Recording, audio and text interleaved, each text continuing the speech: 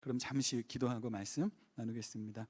하나님, 오늘도 주님 안에 이렇게 교제하게 하시니 감사합니다. 하나님, 우리를 너무나 사랑하셔서 이 자리에 모아주시고, 또 우리를 너무나 사랑하셔서 우리의 찬양 받아주시고, 또 기도 받아주시고, 또 우리를 너무나 사랑하셔서 이 시간 말씀을 들려주시니 감사합니다. 이 시간 말씀을 전하는 자와 듣는 자가 성령으로 하나 되게 하시며, 우리 안에 성령의 교통하심이 넘쳐나게 하여 주옵소서. 지금 미국에 계신 지대금 목사님에게도 은혜와 성령 충만, 능력 더하여 주옵소서. 감사드리며 예수 그리스도 이름으로 기도드립니다. 아멘. 저는 오늘 그 설교가 너무나 은혜스러울 것을 확신하는데, 그 이유가 뭐냐면 짧기 때문입니다. 제가 지 목사님 이야기해 보니까 설교 시간이 1시간이더라고요. 저희 교회는 절대 그렇게 못하거든요. 그래서 한 그 절반 정도 되지 않을까 싶은데, 짧은 것 자체가 은혜가 될 줄로 믿습니다.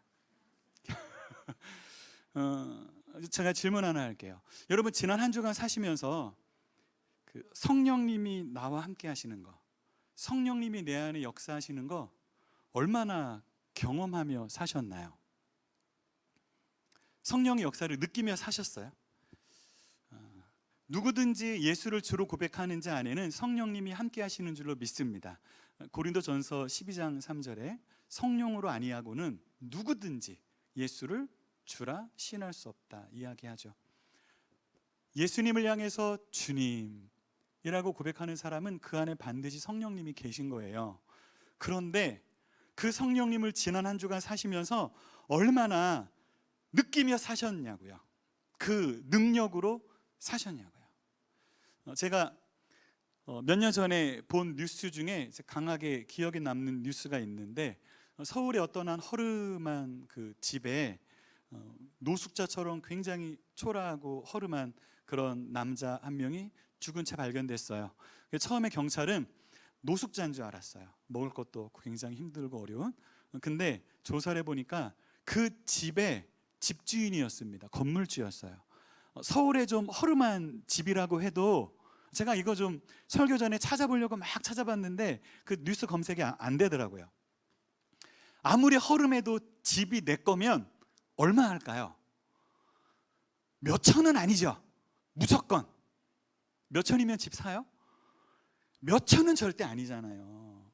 뭐 몇십억인지는 몰라도 최소한 몇 억은 되는데, 그런 집이 있는 사람이 노숙자처럼 굉장히 그 비참한 모습으로 죽은 게 발견됐어요. 그 뉴스가 너무나 인상적이었어요. 근데 우리 그리스도인의 모습이 그럴 수도 있겠다라는 생각이 드는 거죠. 우리 안에 성령님이 계시는데, 만왕의 왕 만군의 그 위대하신 하나님이 우리 안에 계시는데, 우리는 그 하나님을 느끼지 못하고 그 성령의 능력을 경험하지 못하고 너무나 초라하게 힘없이 살아가는 거죠. 그래서 그 뉴스가 막 생각나서 그분의 모습이 우리 그리스도인의 모습일 수도 있다는 생각을 해보았습니다. 얼마 전에 읽은 글 중에 이런 글이 있었어요. 제가 어디서 읽었는지 모르겠어요. 교티책에서 읽었나. 어떤 내용이냐면, 야생의 독수리 있죠. 그 독수리를 새장에 가둬두면 일주일 안에 죽는답니다. 저는 글을 읽을 때 그 글의 내용을 100% 다 받아들이지 않아요. 저는 공대 출신인데 정말 야생의 독수리를 새장 안에 가둬두면 일주일 안에 진짜 죽을까? 의문이 드는 거예요. 근데 그게 논점이 아니라, 그 독수리가 새장 안에서 얼마나 답답할까? 그런데 그게 우리 안에 성령님의 모습은 아닐까? 성령님이 우리 안에 계시는데 우리가 그분을 인정하지 않고 그분을 무시하며 살아가니까 우리 안에서 새장에 갇힌 것 마냥 너무 답답하신 거죠. 그 위대하신 온 우주도 담을 수 없는 성령님이 우리 안에 거하시기로 작정하셨는데, 우리가 마음을 활짝 열고 그 성령님을 인정하며 살아가면 성령님은 우리 마음속에서 저 광야란 창공을 비행하시는 것처럼 그렇게 우리 안에 자유롭게 역사하실 거란 말이죠. 그 막 창공, 이 드넓은 창공을 막 나르는 독수리처럼 힘차게 역사하실 텐데, 우리가 그 성령님을 외면하고 무시하고 느끼지도 못하고 그러니까 그분이 그냥 창살에 갇힌 그런 독수리 마냥 너무 비참하게, 물론 성령님을 비참하다고 하는 거는 옳은 건 아닌데 그분이 우리 안에 전혀 역사하시지 못하는 그런 모습이 아닌가라는 고민이 드는 거죠. 저는 오늘 성령님에 대한 이야기를 좀 하려고 합니다. 그래서 오늘 제목이 성령을 모르는 제자들인데요. 먼저 오늘 본문 1절부터 7절을 읽고 그리고 좀 말씀을 먼저 살펴볼게요. 저와 여러분 성경이 다르니까 그냥 제가 읽도록 하겠습니다. 아볼로가 고린도에 있을 때 바울이 윗지방으로 다녀 에베소에 와서 어떤 제자들을 만나 이르되 너희가 믿을 때 성령을 받았느냐? 이르되 아니라 우리는 성령이 계심도 듣지 못하였노라. 바울이 이르되 그러면 너희가 무슨 세례를 받았느냐? 대답하되 요한의 세례니라. 바울이 이르되 요한이 회개의 세례를 베풀며 백성에게 말하되 내 뒤에 오시는 이를 믿으라 하였으니 이는 곧 예수라 하거늘 그들이 듣고 주 예수의 이름으로 세례를 받으니 바울이 그들에게 안수하매 성령이 그들에게 임함으로 방언도 하고 예언도 하니 모두 12사람쯤 되니라. 이 본문의 배경은 바울의 3차 전도 여행입니다. 바울이 3차 전도 여행을 떠나는데 가장 핵심 지역이 에베소예요. 에베소에서 한 3년 정도를 머무릅니다. 굉장히 오래. 바울의 선교 여행 중 가장 오래 머무른 지역이 에베소인데요. 본문에서 바울이 좀 이상한 질문을 합니다. 누가가 사도행전에서 제자라는 표현을 많이 쓰는데 제자라고 할 때는 예수 믿는 사람들을 말하는 겁니다. 예수를 따르는 사람들을 말하는 거예요. 그런데 제자들을 만났는데 12명 제자가 있는데 그다음 남자들이에요. 헬라어를 보면 다 12명 남자입니다. 이상한 거예요. 바울이 보니까 분명히 제자인데 예수를 믿는데 왜 뭔가 이상하지? 뭔가 다른데? 그리고 질문하는 거죠. 너희가 믿을 때 성령을 받았느냐? 그러니까 바울은 뭔가 이상한 거예요. 워낙 영감 있고 능력 있는 사역자다 보니까 대화를 하는데 이 사람들이 좀 이상한 겁니다. 아니나 다를까 성령을 알지도 못합니다. 성령이 계심도 듣지 못했습니다. 그러니까 바울이 깜짝 놀란 거죠. 그러면 무슨 세례를 받았냐? 그랬더니 세례 요한의 세례만 받았습니다. 여기에 많은 그 신학적인 논쟁들이 있어요. 먼저 어떻게 예수를 믿는데 성령을 모를 수가 있냐? 그래서 어떤 교단에서는 어떻게 이야기하냐면 주로 이제 오순절 계통의 교회에서 뭐라고 이야기하냐면 예수 믿고 구원받는 것과 성령 받는 것은 다르다 이렇게 이야기합니다.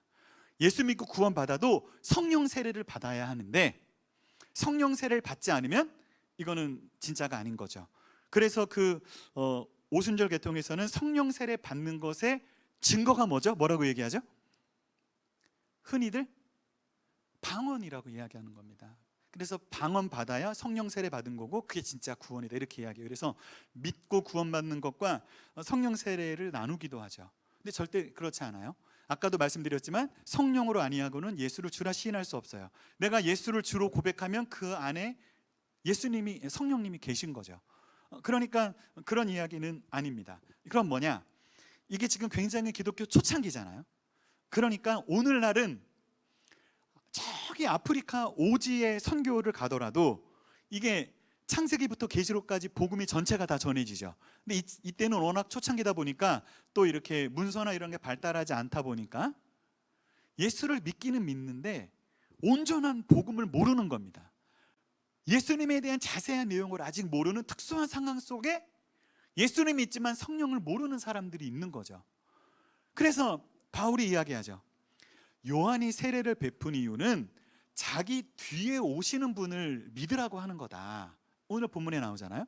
그리고 누가복음 3장 16절에 보면 세례 요한이 뭐라 그러냐면 나는 너희에게 물로 세례를 베푸는데 내 뒤에 오시는 분은 무엇과 무엇으로? 그 왜 맨 앞에 앉으셨어요? 그래. 무엇과 무엇으로? 성령과 불로 세례를 베풀 거다. 그 얘기를 하죠. 그래서 바울이 그들에게 예수 이름으로 세례를 주고 안수를 하니까 그때 성령이 강림하죠. 그리고 방언하고 예언하게 됩니다. 그래서 또 어떤 교단에서는 성령을 받으면 반드시 방언을 해야 된다 이렇게 이야기하기도 하죠. 근데 절대 그런 거 아니에요. 최초의 성령 강림 사건인 그 오순절만 봐도 이제 어떤 사람들은 안수를 해야지만 성령이 임한다 이렇게 이야기하기도 하거든요. 근데 최초의 그 성령 강림 사건인 오순절 때도 안수하는 건 없었어요. 안수하는 거 없었어요. 그리고 물론 방언은 했죠. 하지만 모든 성령이 임한 사건에 방언이 터진 건 아니에요. 그러니까 그렇게 교리화시키는 거는 잘못된 겁니다. 어쨌든 이 에베소는 굉장히 이방의 우상이 강한 지역이었고, 제가 에베소에 가서 봤는데 그 아데미 신전이 세계 7대 불가사의 중에 하나죠. 엄청나게 큰 아데미 신전이 있고 또 마술이 굉장히 유명했던 그런 도시입니다. 그런 도시에 성령님이 임한 것을 드러내기 위한 표징으로 방언하고 예언하는 일들이 생긴 거예요. 어쨌든 지금 이들이 비로소 오늘에서야 성령님을 경험하게 되죠. 그런데 이게 과연 에베소의 제자들의 모습만이기만 하냐, 그거죠. 오늘날도 성도들을 보면 좀 이상한데? 이럴 수 있다는 거죠. 뭔가 좀 다른데? 왜냐하면 그 안에 성령의 역사가 없는 겁니다. 예수를 믿고 교회를 다니는데 근데 성령의 역사는 없는 거예요. 저는 두 가지를 생각합니다. 첫째는 예수 믿고 구원 받았다고 착각하는 겁니다. 저기 마음껏 떠들어도 돼요. 괜찮아요. 저희 교회는 굉장히 익숙한 상황입니다. 이렇게 조용할 수가 있어요. 예배 때 괜찮아요. 애들 너무 신경 쓰지 마세요. 첫째는 예수 믿은 줄로 착각하는 건데요, 예수님께서 마태복음 7장에서 어떤 말씀을 하시냐면 마지막 때에 대한 이야기를 하시면서 그때 많은 사람들이 나에게 와서 주여 주여 할 거다. 그러면서 우리가 주님의 이름으로 귀신을 쫓아내고 주님의 이름으로 권능을 행했습니다. 근데 주님께서 그들을 향해 뭐라고 말씀하시냐면 불법을 행하는 자들아, 내가 너희를 알지 못한다. 떠나가라 그런단 말이죠. 귀신을 쫓아내고 권능을 행하는데 주님이 모르는 사람들입니다. 구원받은 줄로 착각하는 거죠. 아까 전에 고린도전서 12장 3절에는 성령으로 아니하고는 예수를 주라 할 수 없다 그랬죠. 근데 마태복음 7장에는 주여 주여 하는데 천국 못 들어가죠. 이게 어떻게 된 걸까요? 주여 주여라고 말은 하지만 진짜 예수를 인생의 주인으로 모시고 사는 건 아닌 겁니다. 그들이 권능을 행하고 귀신을 쫓아내지만 여전히 자기가 자기 인생의 주인이고 그 모든 권능이 나를 드러내기 위한 수단이고 내 욕심을 채우는 거죠. 그러니까 그들은 입술로는 주여 주여 하지만 정말 예수님을 주님으로 모셔드리진 않은 겁니다. 이런 사람들이 마태복음 7장에만 있을까요? 리프레임 교회에는 없는 줄로 믿습니다. 여긴 없을 거예요. 그런데 사랑하는 여러분, 오늘날 교회 안에 주님이 보실 때 좀 이상한데? 좀 이상하다. 분명히 주여 주여 하고 막 예배도 열심히 드리고 찬양도 열심히 하는데 왜 저 사람 안에는 성령이 없을까 하는 사람이 오늘날도 있는 겁니다. 그러니까 마태복음 7장의 말씀이 있는 거잖아요. 첫 번째, 구원받은 줄 알았는데 착각하는 사람들이에요. 사랑하는 성도 여러분, 예수님을 주님이라고 고백할 때 그분이 진정으로 여러분 인생의 주인 되시기를 축복합니다. 정말 그분이 내 삶을 다스리셔야죠. 그리고 두 번째는 뭐냐면 구원을 받기는 했는데 성령님이 내 안에 갇혀 계신 겁니다. 이건 뭐냐면 에베소서 4장 30절을 보면 바울이 뭐라고 얘기하냐면 하나님의 성령을 근심하게 하지 말라 이렇게 이야기합니다. 하나님의 성령이 왜 근심할까요? 구원 받았어요. 예수 믿어요. 내 안에 성령님이 계세요. 그런데 바울이 하나님의 성령을 근심하게 하지 말래요. 성령님이 우리 안에 근심하고 계시는 사람들이 있는 겁니다. 그러니까 성령의 역사가 나타나지 않는 거죠. 왜 성령님이 근심하실까요? 본문의 문맥을 좀 살펴보아야 하는데 사도 바울은 무슨 이야기를 하고 있냐면 에베소서 4장을 보면 옛사람을 벗어버리고 새사람을 입어라 이 얘기를 하고 있어요.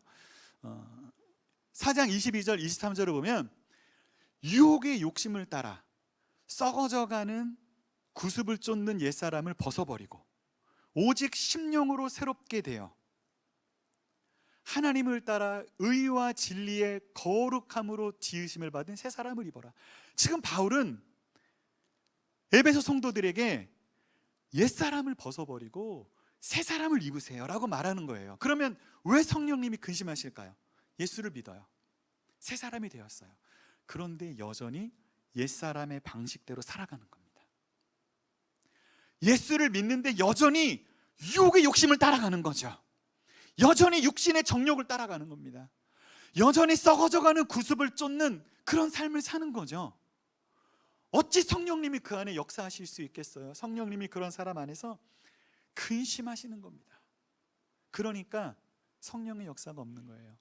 사랑하는 여러분, 여러분 안에는 성령님이 얼마나 자유롭게 역사하고 계신가요? 얼마나 그 성령님을 느끼며 그분을 의지하며 살아가세요?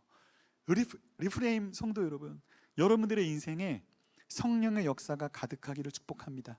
성령님이 우리 안에, 우리의 마음이 저 광활한 창공 같아서 성령님이 우리 안에 자유롭게 역사하시고 일하시는 그런 역사, 답답하게 갇혀있지 않는 그런 교회가 되시기를 축복합니다. 그러면 성령님이 역사하면 어떤 일이 벌어질까? 여러분은 성령님이 역사하면 어떤 일이 벌어질 거라고 생각하세요? 오늘 본문을 보겠습니다. 8절부터 9절 말씀이에요. 제가 또 성경을 읽어드리고 그리고 말씀을 나누도록 하겠습니다. 8절부터 10절입니다. 바울이 회당에 들어가 석 달 동안 담대히 하나님 나라에 관하여 강론하며 권면하되 어떤 사람들은 마음이 굳어 순종하지 않고 무리 앞에서 이도를 비방하거늘 바울이 그들을 떠나 제자들을 따로 세우고 두란노 서원에서 날마다 강론하니라. 2회 동안 이같이 하니 아시아에 사는 자는 유대인이나 헬라인이나 다 주의 말씀을 듣더라. 이 성령의 놀라운 역사가 나타나는데요, 성령님이 우리 안에 역사하면 첫째 어떤 일이 벌어지냐? 모이는 역사가 일어납니다. 이 에베소 교회는 굉장히 좀 특별한 교회였는데요, 바울이 에베소에 가서 석 달 동안 회당에서 가르칩니다. 이거 굉장히 특이한 겁니다. 보통은 바울이 어느 지역에 가서 회당에서 복음을 전하잖아요. 몇 번 있다가 쫓겨납니다. 핍박이 일어나요. 그런데 에베소 사람들은 굉장히 관대한 겁니다. 자그마치 석 달 동안이나. 그런데 석 달이 지나니까 그들 안에 핍박이 일어났어요. 박해가 일어났어요. 그러니까 바울이 두란노 서원으로 옮기는데, 자, 여기서 특이한 게 뭐냐면 제자들만 따로 세웁니다. 그러니까 두란노 서원에는 불신자들을 데리고 전도하는 데가 아니라 이미 예수 믿는 제자들만 모아서 두란노로 간 거예요. 이것 바울의 사역에 없던 겁니다. 그전에는 늘 안 믿는 사람들을 전도하고 그들을 말씀으로 양육했는데 에베소에 가서는 자그마치 2년 동안이나 제자 양육을 합니다. 이미 믿는 사람을 2년 동안 계속 양육해요. 그런데 여기서 놀라운 건 뭐냐? 그 2년 동안 날마다 두란노 서원에 모인 겁니다. 여러분, 이걸 제가 좀 더 설명을 하면 그 당시에 모인 사람들은 부유한 사람들이 아닙니다. 자유로운 사람들이 아니에요. 대부분은 어떤 사람들이냐면 직공들입니다. 직공들, 노동자들, 그리고 노예들도 있고, 그리고 상인들.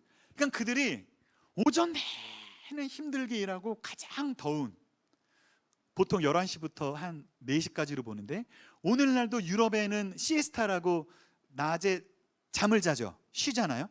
근데 그 당시에 이 에베소 지역은 훨씬 더 심했던 것 같습니다. 그러니까 그들은 오늘날과 다르기 때문에 막 일하는데 목숨 거는 그런 문화가 아닌 거예요. 11시쯤부터 한 오후 3, 4시까지 그들은 쉬었어요. 잠자고. 그런데 제자들은, 남들은 다 잠자고 쉬는 그 시간에 말씀 들으러 모인 겁니다. 2년 동안을. 얼마나 더웠을까요? 그 두란노 서원의 제자들이 얼마나 많이 모였을까요? 그들은 육체 노동자예요. 땀 흘리면서 막 먼지 뒤집어 쓰고 이랬겠죠? 그들이 모여 있으면 서로 막 냄새 나고 막 땀 나고 막 서로 부딪히고 막 얼마나 힘들었을까요? 오늘날은 아무리 힘들어도 에어컨 나오고 시원하고 하잖아요. 에베소 상황을 생각해 보시라고요. 그 열악한 상황 속에서 그들은 자그마치 2년 동안이나 날마다 모여서 말씀을 배운 겁니다. 이게 성령의 역사가 아니고 무엇일까요? 성령님이 우리 안에 역사하시죠? 그러면 내 영이 살아납니다. 영이 살아나면 무슨 일이 생길까요? 배가 고픕니다. 여기도 아기들이 있는데 아기가 태어나면 엄마 젖을 찾죠. 영적으로도 태어나면 말씀이 고픈 겁니다. 그러니까 그들은 하나님의 말씀이 너무나 굶주린 겁니다. 여러분, 지난 한 주간 식사 맛있게 하셨어요? 혹시 밥맛 떨어진 분 계세요? 입맛이 없어요? 요새? 사모님이 그렇다는 건 아니고 병든 징조일 수 있어요. 그죠? 사람이 입맛이 없어지면 병든 거죠. 영적으로도 똑같습니다. 여러분들 말씀에 맛이 없고 들리지 않고 그 병든 거예요. 그런데 에베소 성도들은 이 영이 깨어나서 너무 말씀이 배고픈 겁니다. 그러니까 자그마치 2년 동안을 날마다 남들 다 쉬는데 그 오후 시간, 그 땡볕에 가장 더운 시간에 그 냄새 나는 곳에 다들 모여서 서로 몸 부딪히면서 그 땀 뻘뻘 흘리면서 바울을 통해서 말씀을 듣는 거죠. 이거야말로 얼마나 놀라운 성령의 역사인가요? 저는 여기에서 그 행간에 숨어있는 감정을 좀 보는데요. 여러분들이 말씀을 좀 깊이 있게 묵상하려면 성경 각 절 사이에 숨어있는 행간의 의미를 좀 보아야 합니다. 저는 이 에베소 성도들의 모습을 보면서 느껴지는 감정이 있어요. 그 감정이 뭐냐면 기쁨입니다. 즐거움이에요. 그들은 말씀 듣는 그 시간이 너무 즐거웠던 겁니다. 에베소 성도들이 2년 동안 날마다 모이면서 억지로 모였을까요? 아니에요. 그들은 막 사모하는 마음에 기쁘고 즐겁게 모였을 거라고요. 말씀 듣는 게 기쁜 거죠. 이게 성령의 역사입니다. 사랑하는 리프레임 성도 여러분, 말씀 듣는 게 기뻐지시기를 축복합니다. 아멘인가요? 여러분, 말씀 듣는 게 기쁘시죠? 말씀 고프시죠? 그래요, 안 그래요? 아멘? 그 영적으로 건강한 겁니다. 깨어있는 거예요. 제가 그 목요일 날 KBS의 신우회 예배 인도로 갑니다. 지난주에도 다녀왔는데 그 예배 드리기 전에 어떤 한 자매랑 이야기하는데 그 자매가 그러는 거예요. 부서를 옮겼답니다. 그래서 새 부서의 부서장이 오늘 점심 때 우리 부서 회식하자고. 근데 그 자매가 부장님, 저 오늘 신우회 예배 있어요. 그 자기가 거절했대요. 회식인데 다른 날로 하자고. 이 자매가 뭐라 그러냐면 자기가 처음 신우회 예배를 드릴 때는 참석하기가 싫었대요. 그런데 어느 순간부터 그 예배가 사모되어지고 어떤 회식이 있거나 회의가 있거나 그러면 저 신우회 예배 드려야 된다고, 시간 조절해 달라고 그런다는 거예요. 이분이 지금 억지로 예배 드리는 게 아니잖아요. 예배 드리는 게 즐겁고 그 가운데 말씀 듣고 찬양하고 기도하는 그 시간이 즐거우니까 그 목요일 날 남들은 다 쉬는 시간, 밥 먹는 시간, 그 시간에 점심시간 쪼개서 예배를 드리는 겁니다. 이게 성령의 역사가 아니고 무엇일까요? 사랑하는 성도 여러분, 여러분 안에 하나님의 성령이 강력하게 역사하시기를 축복합니다.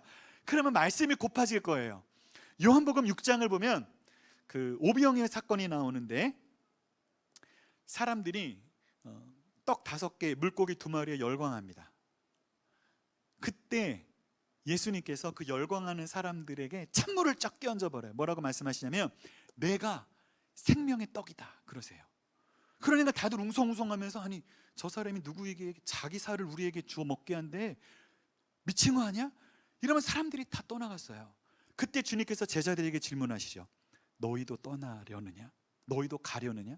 그때 시몬 베드로가 6장 68절을 보면 뭐라고 이야기하냐면 너무나 은혜스러운 말씀입니다.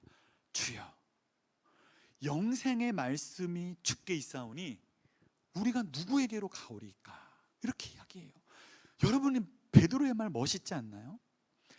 주여, 영생의 말씀이 주께 있사오니 우리가 누구에게로 가오리까? 말씀에 대한 그 갈급함이 있는 거잖아요. 성령의 역사가 아니고 무엇일까요? 성령님이 우리 안에 역사하면 말씀이 막 우리를 끌어당깁니다. 여러분 큐티 하시나요? 우리 앞에 형제님 큐티 하시나요? 하세요? 다행이네요. 여러분, 날마다 말씀이 여러분을 큐티 자리로 끌고 가셔야 합니다. 이 성령의 역사거든요. 날마다 막 큐티하는 시간이 사모되어지고, 그래, 오늘도 바쁘고 분주하고 힘들지만 큐티해야 되는데, 그게 성령의 역사고 에베소에 일어난 그 역사가 바로 그 역사인 거죠. 즐거운 겁니다. 그리고 또 성령의 역사하면 어떤 일이 생기느냐, 오늘 본문 10절을 보니까 아시아에 있는 모든 사람들이 주의 말씀을 들었다, 이렇게 이야기하죠. 이건 이제 과장법입니다. 성경적 표현인데요. 실제로 아시아에 있는 모든 사람들이 주의 말씀을 들은 게 당연히 아니겠죠. 당연히 아닙니다. 그만큼 말씀이 두루두루 온 땅에 퍼졌다는 이야기예요. 자, 아시아에 있는 사람들이 전부 다 말씀을 들었대요. 이게 의미하는 바가 뭘까요? 이거 질문이 너무 어려운가? 이게 의미하는 바가 뭘까요? 모든 사람이 말씀을 들었다는 건 바울이 다 찾아가서 말씀을 전했다는 걸까요? 그럼 제자들이 흩어진 겁니다. 많은 학자들이 바울이 에베소에서 사역하는 이 기간에 바울로부터 은혜 받은 이 제자들이 골로새, 라오디게아, 히에라볼리에 교회를 세웠다고 생각합니다. 바울은 골로새 교회를 개척하지 않았어요. 라오디게아, 히에라볼리에 간 적이 없어요, 바울은. 그런데 그곳에 교회가 세워졌거든요. 전부 다 에베소 인근에 있는 도시들입니다. 리쿠스 계곡에 있는 그 도시들인데, 은혜를 받은 제자들이 은혜를 받으니까 기쁜 겁니다. 말씀을 받아 먹는 게 기쁘고, 또 말씀을 먹으니까 너무 기쁜 겁니다. 가만히 있지 못하는 거죠. 그러니까 가서 막 복음을 전하는 겁니다. 이게 교회예요. 교회는 모이는 게 즐겁고 흩어지는 게 즐겁고. 여러분, 매 주일마다 모이는 게 즐거우시죠? 얼굴 보니까 너무 즐거우세요. 즐거우시죠? 즐거워야 돼. 그게 성령의 역사예요. 모이는 게 즐겁고, 그리고 흩어지는 것도 즐겁고, 삶의 현장으로 가서 복음을 전해야죠. 그러면 사탄은 어떤 일을 할까요? 모이는 것도 재미없고 흩어지는 것도 재미없고. 그게 악령의 역사죠. 교회 안에 사탄이 역사하면 모이는 게 힘들어집니다. 모이는 게 재미없어요. 모이는 게 귀찮아지죠. 가기 싫다. 흩어지는 것도 싫어요. 그냥 나만 혼자 예수 믿기를 바라죠. 사탄의 역사, 성령의 역사는 모이는 것도 즐겁고 흩어지는 것도 즐겁고. 이런 교회가 어떤 교회인지 아세요? 리프레임 교회입니다. 아멘. 이런 교회 되셔야 할 줄로 믿습니다. 즐겁게 모이고 즐겁게 흩어지고. 자, 한번 서로 인사합시다. 즐겁게 모이고 즐겁게 흩어집시다. 제가 성령이 역사하면 일어나는 일 한 가지만 더 말씀드릴게요. 몇 가지가 더 있는데 한 가지만. 성령님이 우리를 인도하십니다. 사실 바울이 에베소에 온 거에는 히스토리가 있어요. 바울이 2차 전도 여행, 고린도에서 1년 6개월을 사역하고 이제 예루살렘 거쳐서 안디옥으로 돌아갈 때 에베소를 거칩니다. 그리고 에베소 회당에서 말씀을 전했어요. 그랬더니 사람들 안에 놀라운 역사가 일어났습니다. 사람들이 뭐라 그랬는지 아세요? 바울 보고 조금만 더 오래 있어 주세요. 떠나지 말고 오래 있어 주세요, 이럽니다. 설교자가 제일 듣기 좋은 이야기가 바로 이겁니다. 설교자가 설교 더 해주세요. 그게 이제 리프레인 교회인 거예요. 설교를 1시간씩 하잖아요. 그게 리프레인 교회인 거예요. 정말 은혜가 넘치는 거죠. 설교 좀 더 해주세요. 더 오래 있어 주세요. 그런데 바울은 떠납니다. 성령의 인도하심이죠. 아무리 여기 역사가 일어나고 막 사람들이 열광하고 해도 바울은 알았던 겁니다. 떠나야 되는 거예요. 그래서 떠납니다. 그러면서 뭐라고 이야기하냐면 하나님의 뜻이 있으면 다시 오겠다 그래요. 그리고 실제로 3차 전도 여행 때 다시 온 겁니다. 그래서 3년을 머무르는 거죠. 바울은 떠나는 것도 자기 마음대로 안 하고 돌아오는 것도 마음대로 안 합니다. 우리는요, 사람들이 열광하면 머물려고 하죠. 사람들이 싫어하면 떠나려고 하죠. 그런데 바울은 아니잖아요. 그의 인생은 철저하게 성령님이 이끄시는 인도하심을 따라가는 인생이었어요. 사랑하는 성도 여러분, 여러분의 인생을 성령님이 이끌어 가시기를 축복합니다. 가라 그러면 가고, 멈추라 그러면 멈추고, 오라 그러면 오고, 이런 인생이 얼마나 복된 인생일까요? 이게 바로 성령님이 역사하시는 인생입니다. 여러분의 인생은 어떠한가요? 성령님이 여러분 안에 얼마나 자유롭게 일하시나요? 예수를 믿고 구원을 받았는데 우리 안에 거하시는 성령님이 너무나 막 근심이 많은 겁니다. 성령님의 얼굴빛이 너무나 어두운 거예요. 계속 근심하면서 얘가 왜 이렇게 나를 무시하고 나를 멸시하고 나를 외면하고 나를 이렇게 세상 창살 속에 가다 놓은 것처럼, 나를 왜 이렇게 감옥에 가둔 것처럼 신앙생활하나. 너무 답답하신 거죠. 성령님이 여러분 안에 자유롭게, 독수리가 저 넓은 창공을 자유롭게 날아다니는 것처럼 여러분들의 인생 가운데 성령님이 자유롭게 역사하실 수 있기를 축복합니다. 그때 얼마나 놀라운 역사가 일어나는지 아세요? 여기 큐티책이 뭐예요? 매일 성경이죠? 뭐예요? 오케이. 여기 따로 정해진 게 없네요. 요 바로 이제 내일 거 큐티부터 보면 저희는 생명의 삶이에요. 그래서 오늘 생명의 삶 본문이에요. 이게 이제 내일 생명의 삶 본문 보면 에베소 교회 안에 역사가 일어납니다. 얼마나 강력한 역사들이 일어나는지. 에베소는 마술의 도시입니다. 그래서 에베소 부적이 로마 사회에 굉장히 유명했어요. 비싸게 팔렸어요. 에베소 증서라는 용어까지 있었는데, 에베소 증서가 뭐냐면 에베소 문자로 쓰여진 부적입니다. 굉장히 비싸게 팔렸어요. 그런데 성령님이 역사하니까 그 마술사들이 전부 다 자기 책을 다 불태우고 그 부적을 다 불태우는 겁니다. 근데 그 돈이 얼마어치였냐면 은 5만 개. 엄청난 거거든요. 은 한 개가 노동자 하루 품삯이에요. 그러니까 5만 일을 일할 정도의 엄청난 값어치가 되는 그 마술책들과 부적들을 다 태워버리는 놀라운 역사가 일어나요. 성령님이 자유롭게 역사하시니까 교회 안에 이런 놀라운 역사가 일어나는 거죠. 사랑하는 여러분, 지난 한 주간 얼마나 성령님을 느끼며 사셨나요? 그리고 이제 다음 한 주간 얼마나 성령님을 느끼며 살아가실 거예요. 사랑하는 여러분, 성령님이 갇혀 계시지 않고 여러분 안에 자유롭게 일하실 수 있도록 모든 것을 내어 맡기시기를 축복합니다. 성령님이 자유롭게 일하실 수 있도록, 갇혀 계시지 않도록. 오늘 설교 제목이 뭐라 그랬죠? 성령을 모르는 제자들인데요, 이게 우리들의 모습이 되지 않기를 바랍니다. 성령님을 근심하게 하지 마시고 성령님이 여러분의 안에 자유롭게 일하실 수 있도록 우리 옆 사람 소리 인사합시다. 성령님을 가둬두지 맙시다. 아시겠죠? 아멘입니까? 여러분, 절대로 성령님을 가둬두지 마시고 그분이 막 답답해하고 근심하고 그러지 않게 여러분 안에 자유롭게 일하실 수 있도록 다 내어 맡기세요. 말씀 묵상하는 시간, 기도하는 시간, 또 일하는 시간, 직장생활, 그 모든 시간을 내어 맡기세요. 그때 성령의 놀라운 역사가 나타날 줄로 믿습니다. 끝. 얼마 빨라요, 그죠? 짧은 자체로 은혜가 되죠? 아멘입니다. 긴 게 성령의 역사예요. 제가 영권이 부족해서 그래요. 지드금 목사님, 성령이 역사하니까 막 길게 하시는 거예요. 자, 이 시간 우리 함께 합심하여 통성으로 기도하기 원합니다. 사랑하는 여러분, 하나님이 얼마나 우리를 사랑하시는지 우리 안에 성령님을 주셨어요. 보혜사 성령님, 놀라운 일이죠.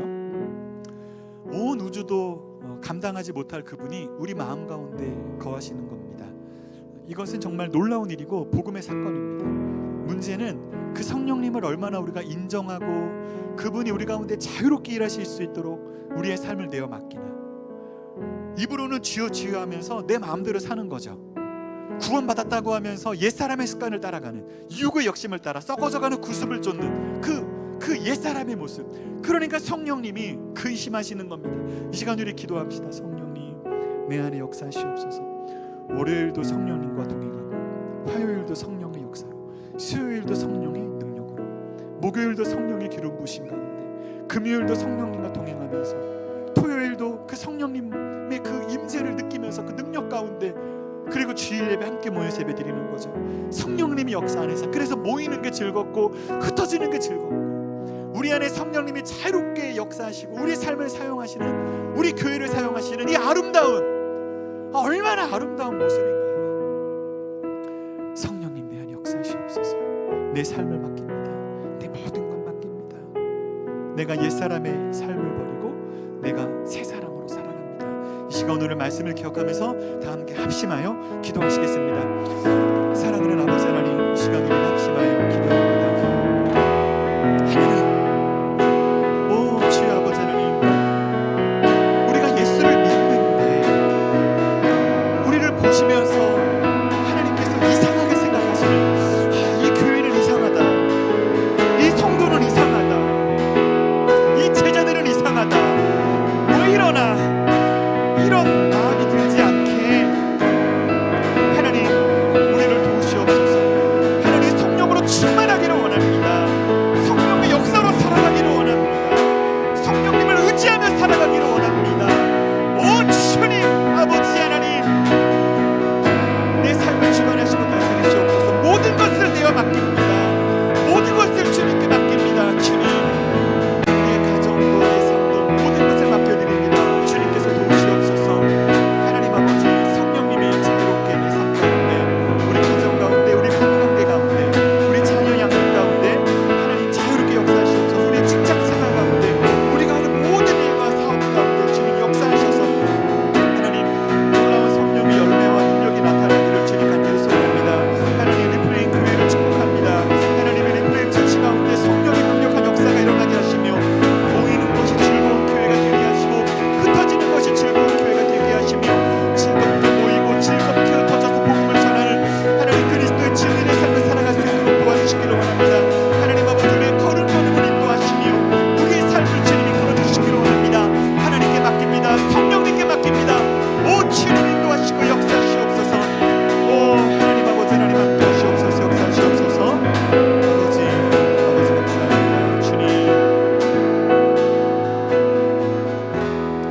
살아계신 아버지 하나님, 성령님이 우리 안에 자유롭게 역사하실 수 있게, 우리 안에 답답해하시지 않게, 우리 안에 근심하시지 않게 우리의 모든 것을 내어드립니다.